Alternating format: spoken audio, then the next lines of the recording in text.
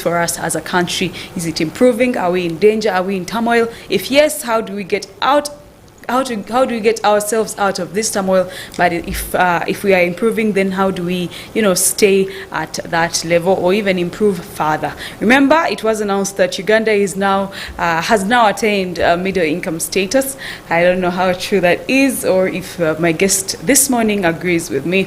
However, before I introduce my guest, I would like to remind you that, as you can see on your screen, Protea Hotel by Marriott Entebbe is our sponsor, and they really do promise luxury and comfort at its best. They do have a number of services, including accommodation. You can see the very lovely beds on there. We have a swimming pool. We do have a gym and spa where you can go and relax your body and get out of that fatigue that you acquire or attain from working too much. Work without play makes Jack a dull boy, and so you should go and enjoy your kamane that you work hard for. They do have a string of dishes of food that you can try, including snacks, but not limited to.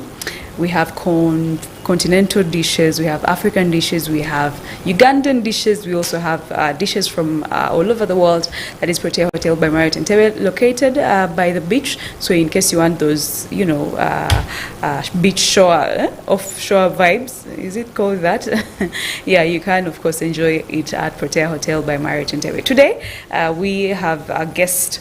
He is not new here, he is a regular. His name is Alvin Mutebi, and he is from the Anti-Corruption Coalition Unit, and he works there as their Research and Advocacy Officer.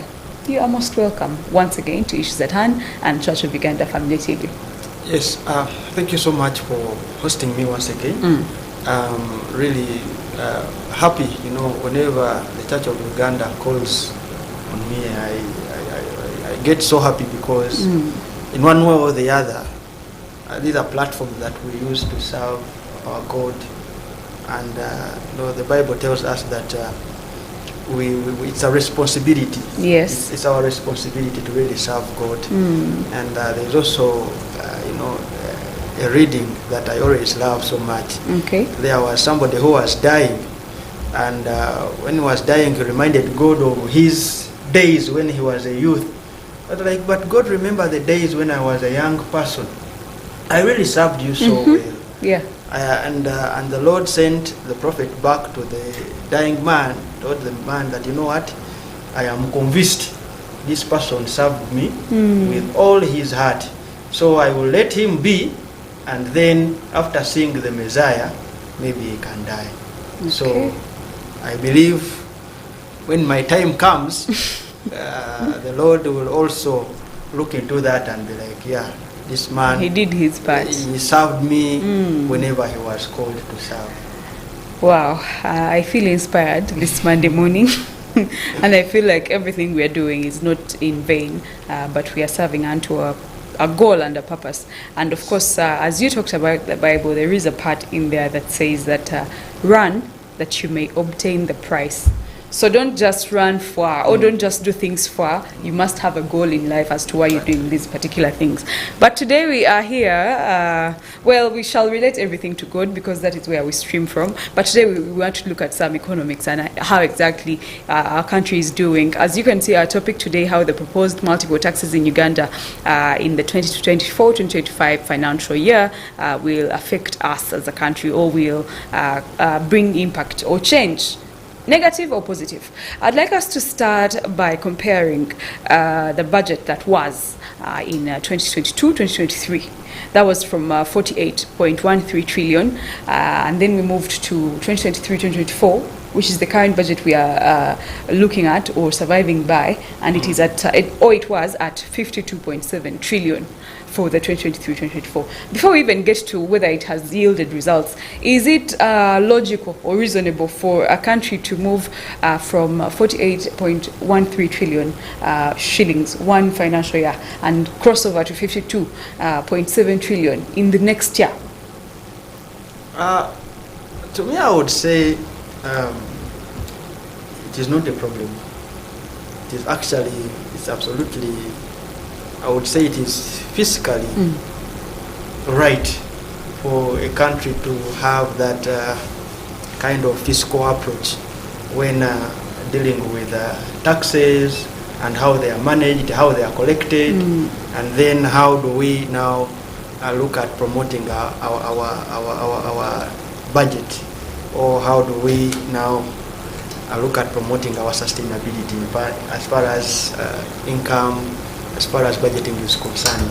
It is not a problem, provided that you have a detailed approach through which you're going to maintain, sustain, and you work upon the proposal that you've set up. The only challenge would be that it would be overstretching and then going beyond what you can see. Okay. You know, in Uganda we say omumpi wako mawakwata, meaning that a short person, where a short person ends, that's where he will be able to touch. So you don't expect to go where over, you can't over your reach. So where you reach is where you will of course touch. Okay. So basically, in most cases, we wouldn't want to overstretch our economy, or we wouldn't want to overstretch our frameworks or our fiscal framework, because at the end of the day, we might end up crippling our economy, and that would be a crisis for a country. So basically, we really need to, when planning for fiscal, mechanisms, we really need to put a number of things at the back of our minds to say, okay, this is how we performed, and then we project. But you can't tell me that you've performed at you've projected at 52, and then you're now budgeting at 72. That is something huge, because it's either in the previous financial year, it might be maybe somewhere somehow the fiscal regime of that year was maybe cheated somehow you cheated us in the budget, which came up with 52, and then in the 72 maybe you realized a number of things. So there are a lot of questions that one would ask him or herself. Why are we at this kind of level? I would expect something to run around 60 or maybe 55, around there, but stretching all the way to from 52 to 72, it really looks like there were some challenges, or there were some unforeseeable kind of challenges in the fiscal planning of our country, which we really need to look into. Actually, right now, as a country, we would be asking ourselves, how have we gotten ourselves to this kind of budgeting and projection? Okay. Yes. Thank you very much. Now, during this particular financial budget, 2023-2024, we saw things like, or sectors like human capital development being given priority over other sectors that would have actually performed better or brought in more income and revenue at this end of the day. Because what we are looking for is to stabilize what we have and work within our means, or to even have surplus instead of a deficit, this other side, and we were looking at sectors like human capital development, like I mentioned, vis-a-vis tourism. Yet tourism is at a critical point where it needs to be supported or shown into the public and the areas outside Uganda, so that we attract more people to come and see the goodness of the land in Uganda. Because look at this, Uganda is one of the places that has actual tourist attractions that are very, very very prominent and powerful. But we are not giving that sector enough attention. Instead, we are focusing on human capital development, yet our people here, most of them are the ones who bring in revenue, are in informal sector. How would you advise the people who are in charge of those particular fields to go about it? What I always say is that as a country, there are so many things that we really don't consider. We neglect. I don't know why. There is always something that I say which we call dead capital investment. Actually, that is a disease which is eating up our physical planning as a country. Okay. Dead capital investment. We put our money in two sectors whose rate of return is minimally not even realizable. Because we've seen sectors, now you've talked of capital development, human capital development, then you've talked of, there are sectors like now, the security, though now they combined it to the governance and security program, yes, which really needs to be facilitated and capacitated to deal away with issues to do with corruption, promoting accountability, access to justice, aspects of human rights and other things in the country. But if you look at the money that they put in there, much of the money goes to defense and security.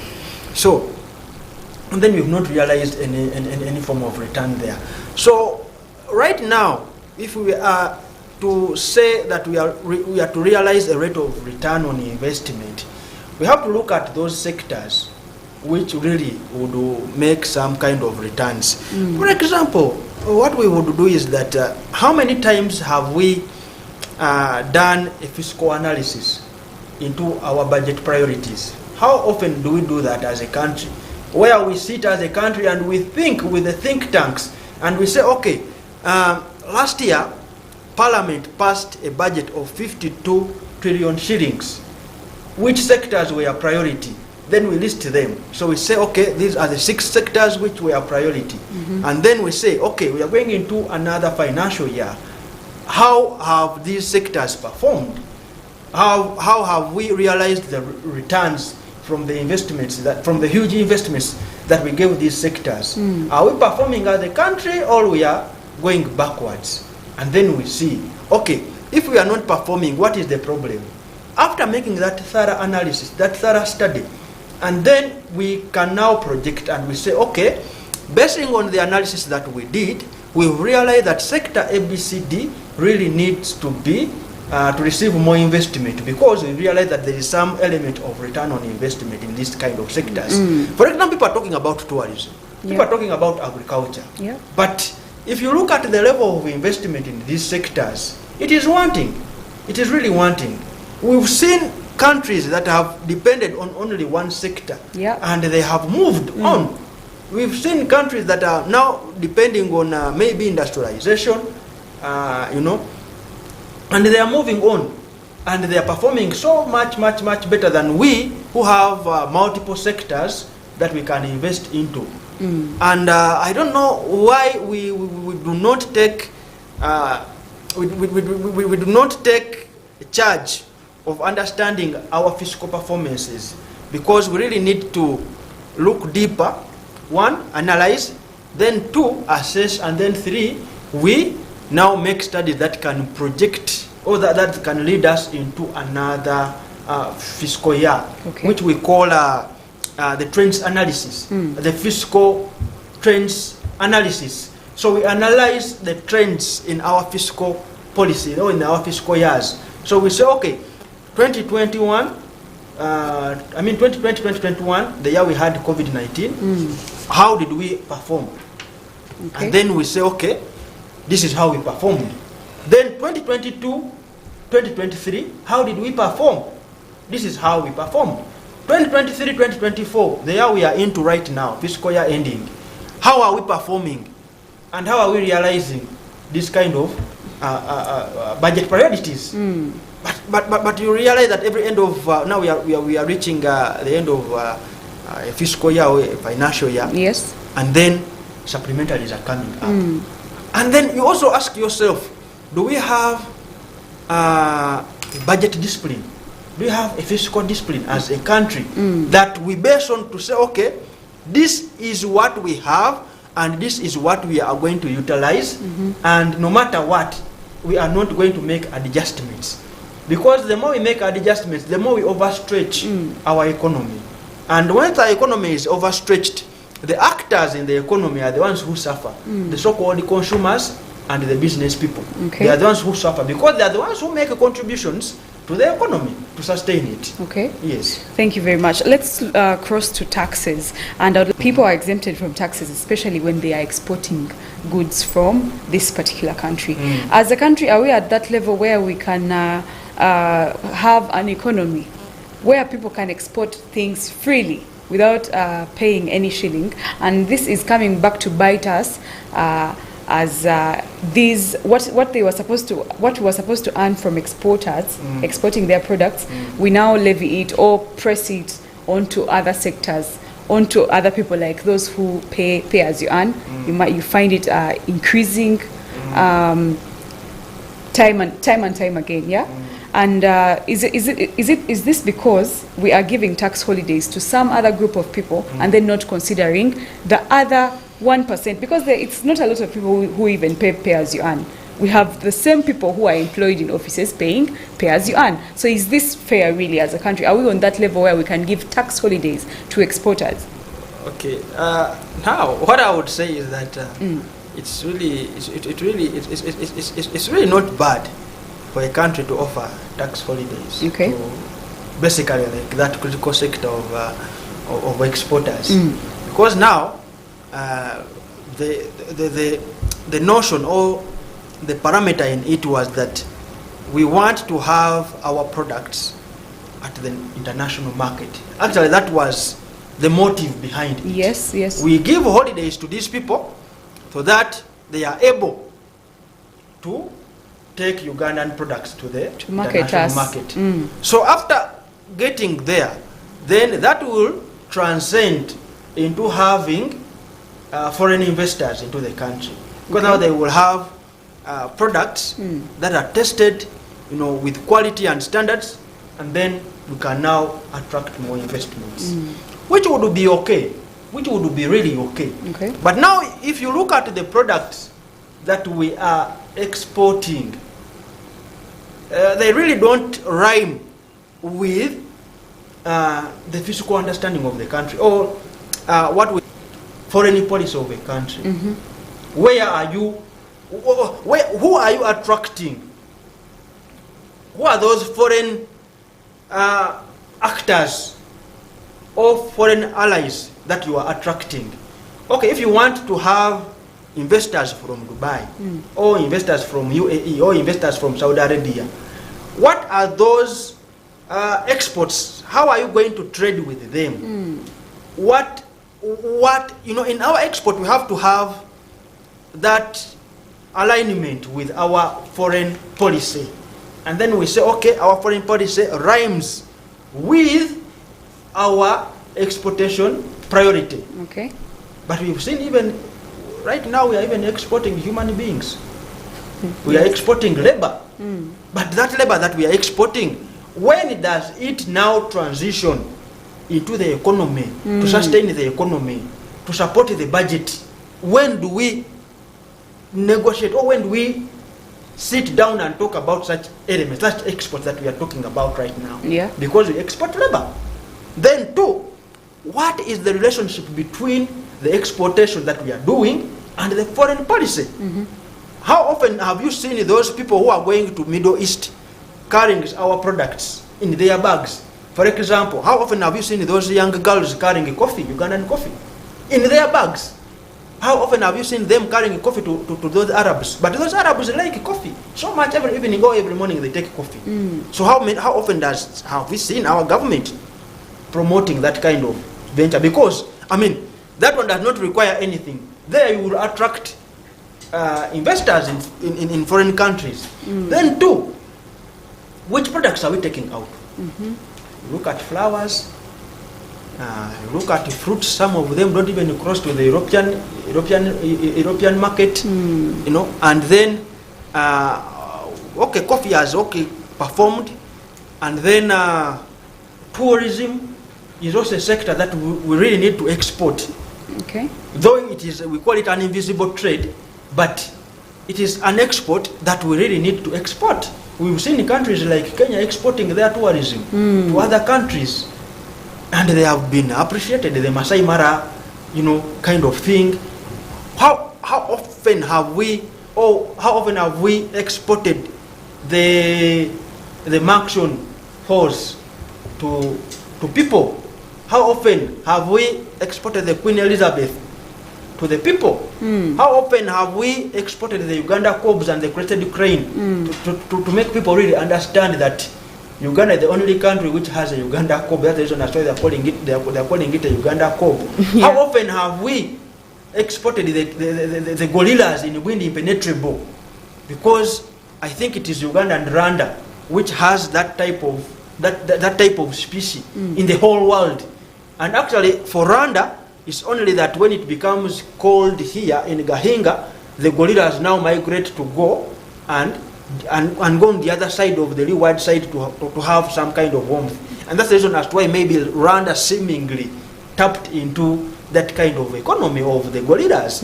But how often do we do that? How often do we export that kind of business? You will find that the people in the tourism sector, they're actually charged when exporting their tourism ideologies to the other world. So we really need to have a priority-based kind of understanding in each and every business that we are doing as a country. 1, in promoting exports. 2, in promoting investment. 3, in promoting local businesses.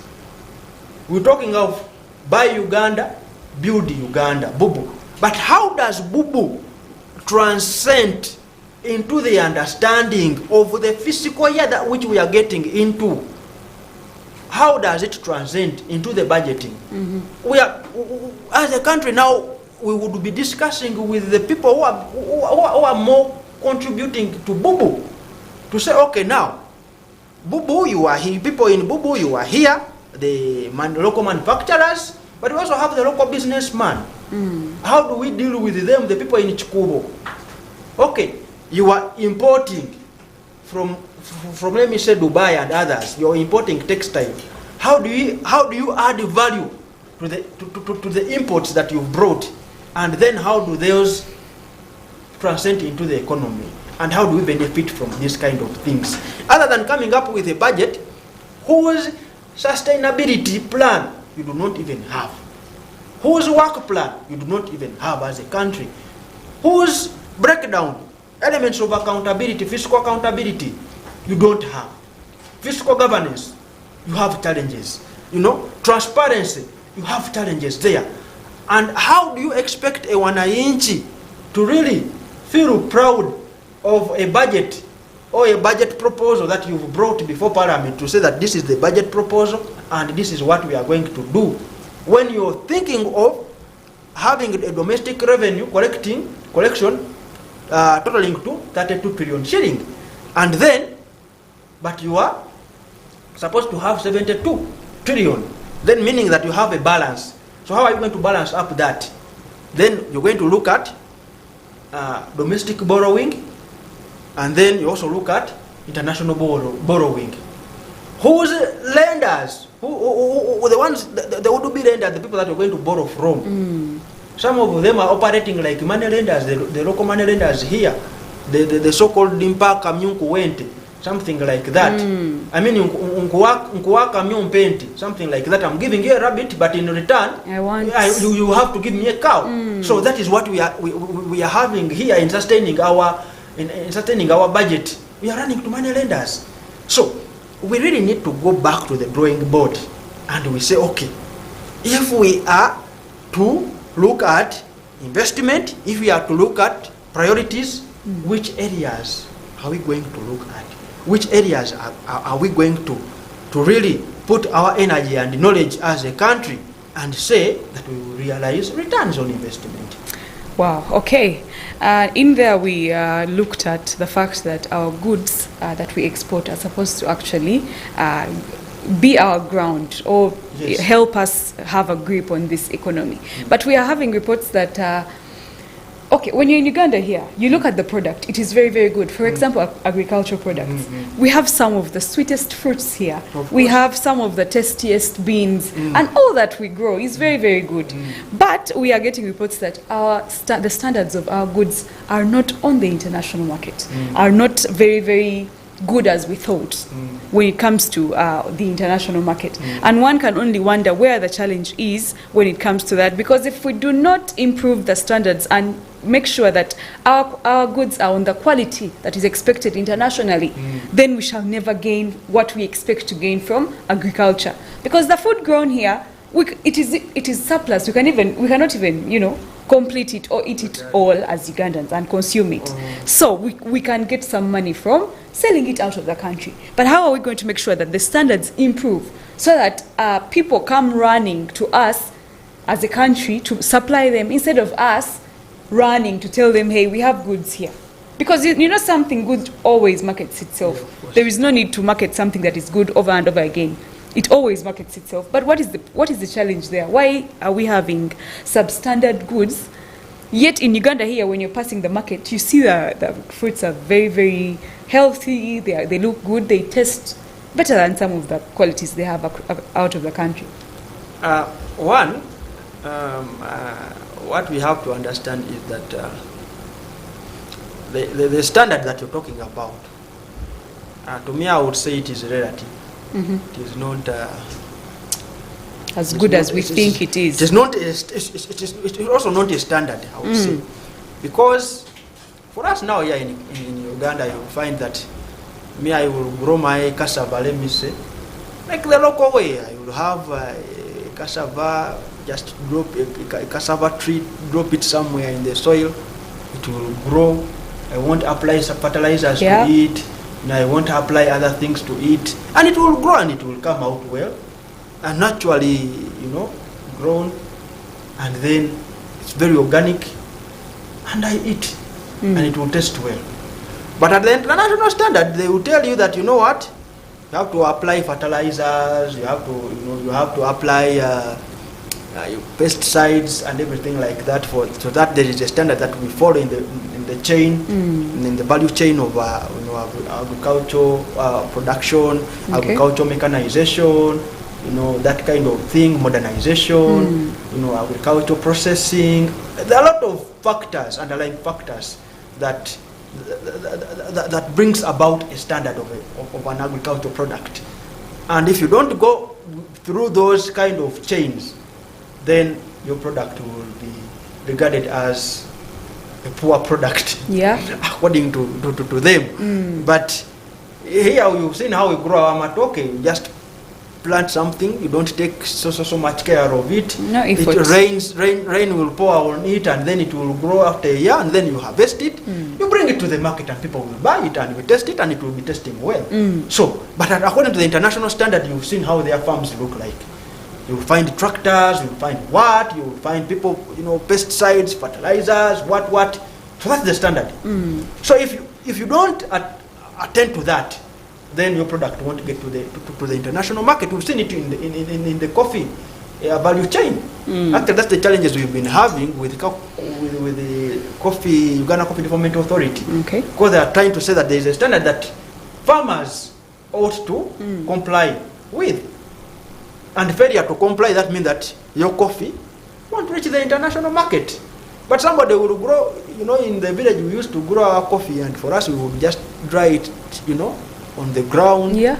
And then we wash it, or maybe we dry it again, and then after we put it in a kennel, and then we ground it well, and in the evening Jaja would take coffee and would be like, it tastes well. So that's the coffee we used to have. But these days, you have to propagate it from the seedling up to when you harvest it. In fact, up to when you dry it, and up to when you store it in the sacks. The sacks have to be of quality. The drying has to be of quality. Storage has to be of quality. Transportation has to be of quality. Even drying it, you have to look at seasons where the sun is available, and you have to put it under a place whereby the sun will hit it well to dry properly. So basically, you find that we have challenges in that. And that's the reason as to why at the global market, by the way, do you know that Uganda is demanded 20 million bags of coffee every year? And we cannot sustain that. We can't supply that. But that's an open, I would call it an open opportunity. Revenue. An open revenue. The only thing we need is to invest there. Because, you cannot tell me that you are demanded 20 million bags of coffee, and we are here struggling with our budget. I would run to the farmers quickly and tell them, you people, we have this, and there is an opportunity here. Every year we are able to contribute 7 million bags of coffee every year as a country. Only as a country, and that is the maximum we can provide every financial year. And I don't know how much they transcend in dollars, but I will have to calculate it and see. But every year, and once we make 7 million bags, we celebrate. We celebrate on just 7 million bags, but the demand is 20 million bags. So you find that we have a high demand of our agricultural products, but we've failed to sustain the market just because we have deficits in production, in modernization, in making standards, and making sustainable standards, and sticking to those standards. And that's where we have challenges as a country. Okay. And that's the reason as to why you've seen that the agriculture sector is not performing that much better as required. So that's the reason as to why you're seeing that every now and then government is trying so much to see that at least we attract a number of people into, we call it sustainable agricultural practices, which is not from garden to mouth, but from garden to mouth and then to the market. So that's the angle they're trying to preach out. But in doing that, you have to invest. It requires investing. You have to invest in the human capital that participates in the agriculture sector. You have to invest in the agricultural value chain for us to be able to get our products to the market. Look at roads, look at the education sector, to make people, give them knowledge that is tailored. Actually, we call it tailor-made education, whereby somebody studies and they are relevant in the job market, they are relevant in the sector. So you invest calculatively in the education sector so that we have people who will contribute to the economy. Then invest in the health sector so that we will have a health country with energetic people. You know, recently the president was talking about the immunization campaign, like we immunize people, and then now that's the reason as to why you have a lot of vazukuru. So meaning that the vazukuru did not die of the killer diseases. So now you've immunized them, they have reached the level of becoming vazukuru, they are youthful, they are energetic, they can contribute to the economy. Then you provide, now you look at the sectors and priorities of the country where you can invest in. You'll be like, okay, these vazukuru are energetic, they can go into the agriculture sector and contribute there. These vazukuru are knowledgeable, maybe they can go in the IT sector and contribute there. And these vazukuru, they are ABCD, we can put them in the industries and factories. But now we have a challenge of the infrastructure, the road infrastructure. How do we deal with it? We have potholes in Kampala, meaning that there will be challenges in transporting maybe maize from the market, from the farm to the market. Yes. So how do we deal with that? Improve on the road network. So if you improve on the road network, the Bazukuru will be satisfied that I will drive my road from Masaka to Kampala without first facing any challenge, and the goods will reach comfortably. And on time, because some of them are perishable. Yes, and on time. So meaning that even if I'm to export, they will reach on time, I won't have any challenges, and then I will know what I'm doing. I will remain in business because the infrastructure will be there, the systems are operational, I'm given capacity to, to execute, to make contributions to the economy. There will be a flow of services, of goods and services in the economy. And once we have a smooth flow of goods and services in the economy, the tax regime won't find any problem. That is what Vietnam did. If you read the philosophy of Lee Kuan Yew, that it tells you how he did it for Vietnam. If you read the philosophy of Mao Zedong of China, that's the philosophy they really followed.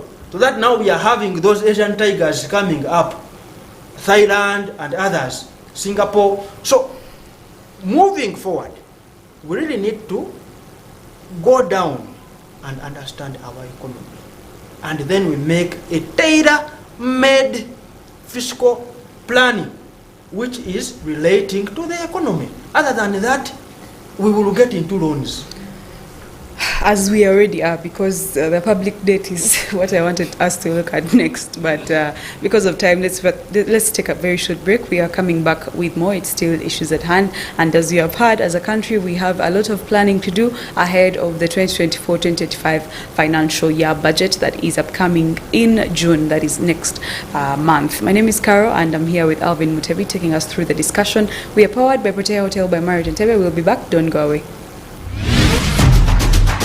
Issues at hand, powered by Protea Hotel by Marriott Entebbe. Comfort and luxury at its best.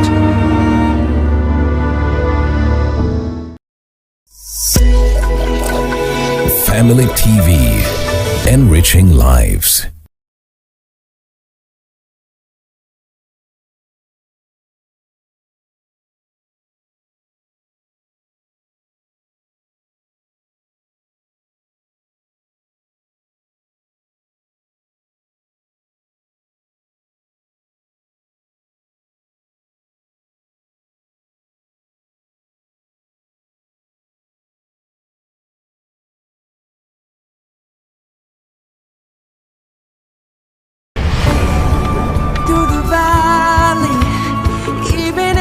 In the shadows, I will not fear, for I know you are with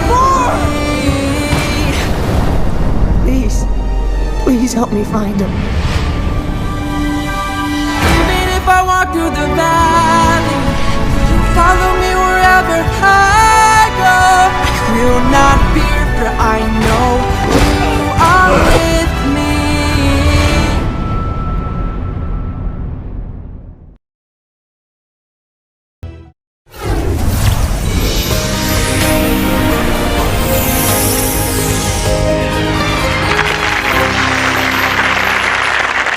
At just 15 years old, Tasha began cutting herself. At 16, she OD'd for the first time. At 17, she had her first baby, and at 18 years old, her first jail stay. Over the next decade, Tasha was in and out of jail over 30 times. Yet today, because of a miracle, she is free at last. A man and I had gotten into an altercation where I thought he was going to rob me and take my drugs and money. And then I pulled a gun on him and put it in his face. And I was like, oh my goodness, how did I get to the place where I'm about to take someone's life over drugs and money? This isn't who I am, and this isn't what my life is supposed to be like. Tasha Hill's father died in prison when she was 7 years old. Her mom's drug addiction left Tasha living with her aunt and uncle, who were devout Christians and leaders in their church. I loved going to church. I loved being in the house of the Lord. I went to this revival, and it was the first time I felt the power of God drawing me, and I found myself down at the altar praying. I got on fire for God until about 14 years old. I got involved with an older guy, and I ended up losing my purity and doing drugs all in the same day.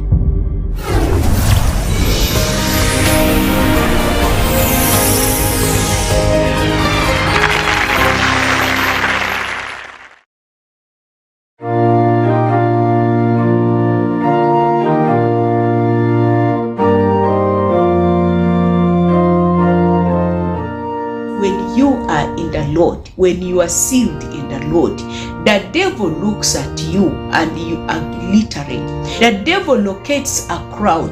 For any person that the devil locates with a crown, the devil will never eat them because they belong to the Most High. Friends, don't you give up in any form of hardship.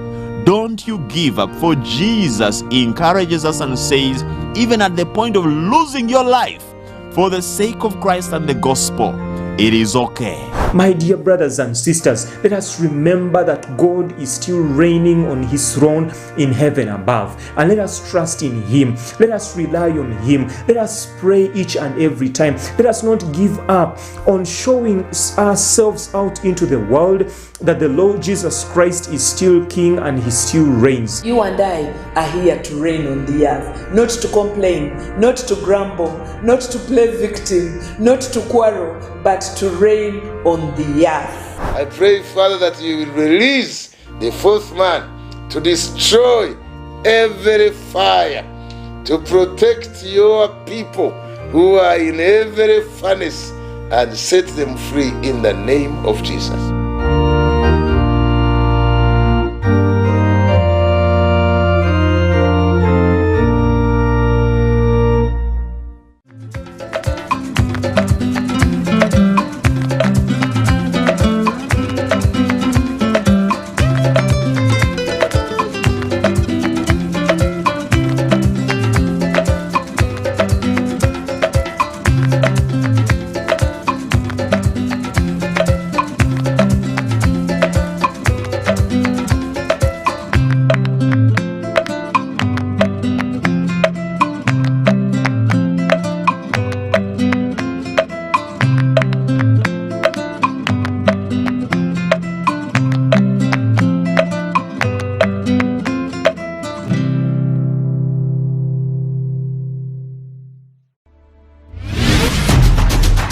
Issues at hand, powered by Protea Hotel by Marriott Entebbe. Comfort and luxury at its best.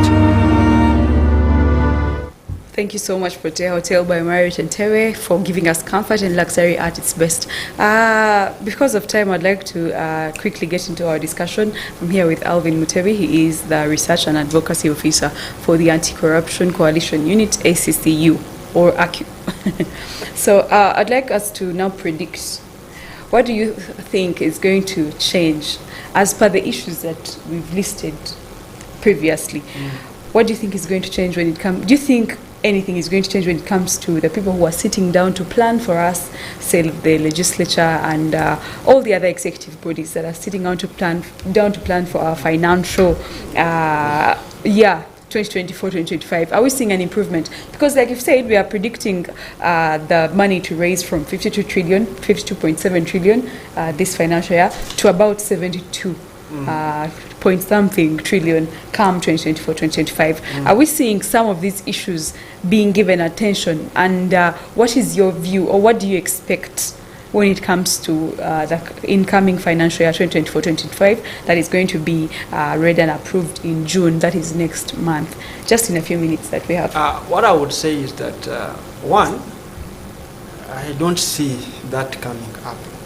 Because one, if you look at the development of the budget proposal that we are discussing, there is what we call the Public Finance Management Act. And if you look at the Public Finance Management Act and you look at section, I think section 13, it calls for Ministry of Finance to come up with an action plan through which they are going to use in the execution of a budget. Because a budget it calls for spending of public finances, but nothing was done to that provision of the act. It also calls for a clear procurement plan in the fiscal year that you're going into. Before you approve, before you present, you have to present all those kind of programs and plans. But those were not put into consideration. So meaning that the budget process itself, I would say it has some elements of issues to do with accountability, transparency, and even governance per se. Because I mean, we had to look deep into it, into the understanding of it. How are you going to manage it? And then how are you going to the aspect of resource mobilization? How are you going to get resources to sustain that proposal, that budget proposal that you're talking about? Because now, according to studies, URA can only bring about 32 trillion. So Ugandans would be asking themselves, where would the remaining balance come from? That is also a question that we also have to ask ourselves. Where would the remaining balance come from to support this kind of budget? And then you look at the priorities. Almost 47% of the coming budget is going to be spent on recurring expenditures, paying salaries and allowances to government officials and workers, buying cars, buying equipment for those. Even fuel people. is expensive. And even fuel for those people. So meaning that 47% of your budget is going there. And then you have 19% of the budget going on debt repayment. So how much are you left with to sustain and to look into priorities that will have a rate of return on investment? So you will find that you will have less money left to sustain you as a country. So in discussing and moving forward with this budget proposal, to me I would pray that we make adjustments. I don't know if those adjustments can be possibly made for us to avoid ourselves into getting into a fiscal crisis which will cripple our economy. Because as we speak now, we are transcending from a pandemic and an economy which is getting out of a pandemic to get back to its normal pedestals. We have to think through a number of things. In Uganda we call it okwerumia. We have to think through a number of things. We say, let us reduce on government expenditures, those exorbitant expenditures which do not even translate into our economy. Why do we spend so much on per diems for people, for government officials flying out of the country? That money goes out of the country, does not come back into the economy. Why do we spend so much on salaries of people who are not doing so much? Last time we were talking about rationalization of government bodies. But still you would find that, okay, rationalization is going to take effect, but the circumstances under which this rationalization is going to be done, there is a lot of money which we're going to spend as a country. So, where are our priorities? Right now, ministers, MPs should be asking the minister in charge of finance that where are our fiscal priorities as a country? Where are our priorities? Where are our investment priorities as a country? Because we are spending a lot of money. 72 trillion. It's a lot of money, which a Ugandan would really want to see that, okay, this money was spent here, and at least I will go to the hospital and I get health care. This Ugandan would want to see that I will go to the to a school, a public school, and I'll be attended to. Do you know that there are some districts in Uganda which did not even have candidates at senior 6 level?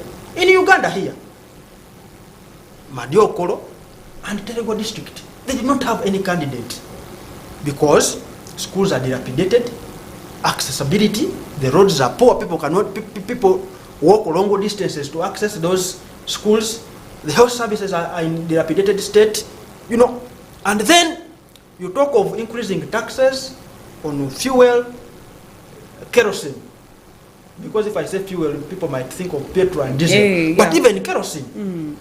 So such things, Ugandan gets to worry, be like, now where does our money go?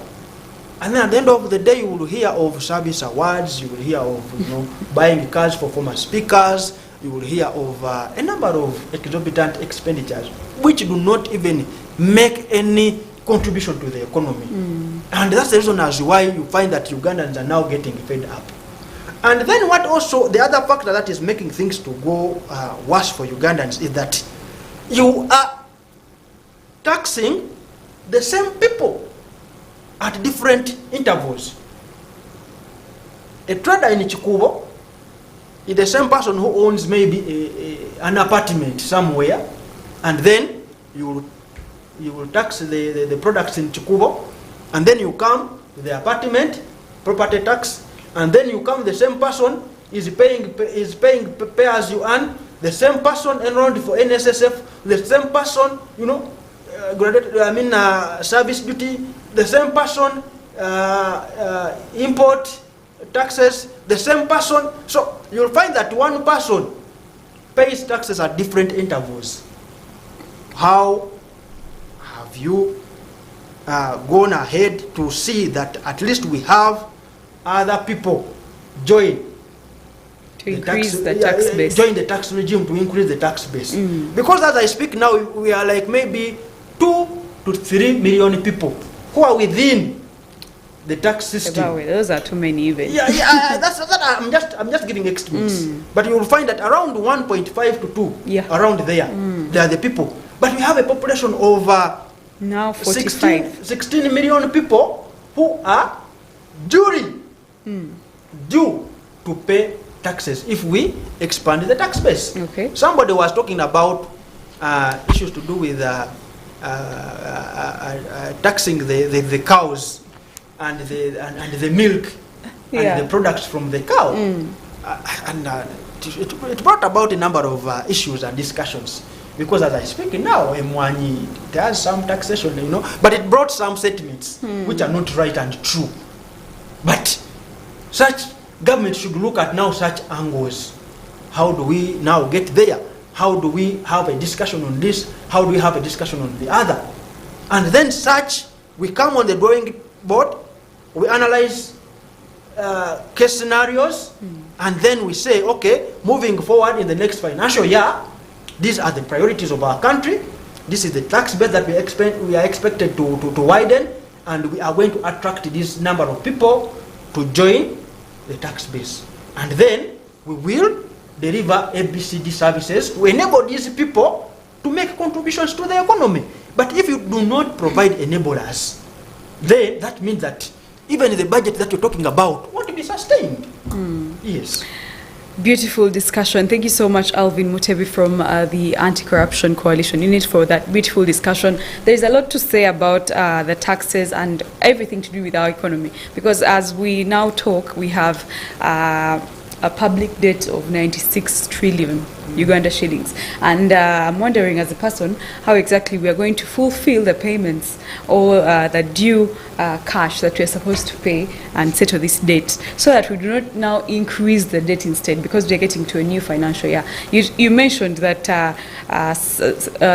most of the money is supposed to come from URA taxing here and there, but then the other half is supposed to now come from borrowing again, adding to the 96 trillion debt that we already have as a country, which is way beyond the recommended, the recommended debt of 50%. We are now at 52%.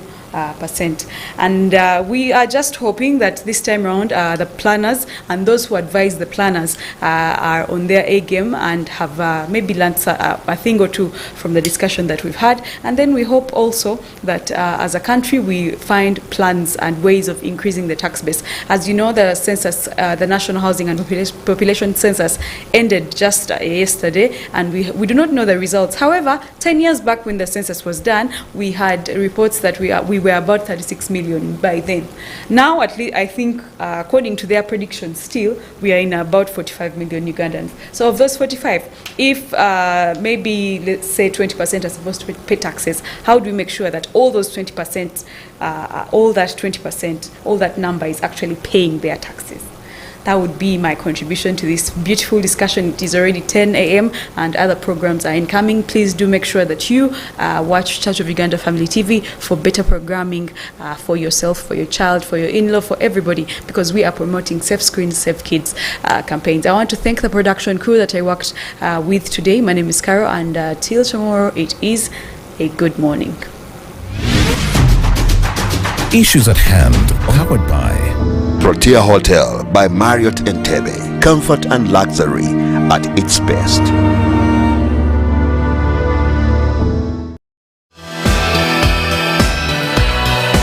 This is Church of Uganda Family TV, enriching lives.